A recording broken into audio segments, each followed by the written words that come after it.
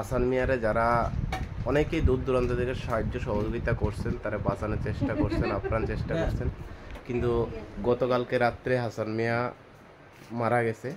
সবাই ওনার জন্য মাগফিরাতের জন্য দোয়া করবেন।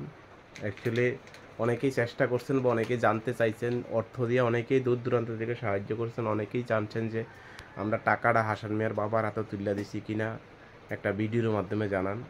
সমস্ত টাকা যেমন প্রথমবার ভিডিও থেকে আইসে প্রায় 2000 টাকা, আমরা 2300 টাকার মতন হ্যান্ড ওভার করেছি হাসান মিয়ার ফ্যামিলির কাছে। সেকেন্ড টাইমে 5810 টাকা আইসে, আমরা 6000 টাকা হ্যান্ড ওভার করেছি হাসান মিয়ার বাবার হাতে।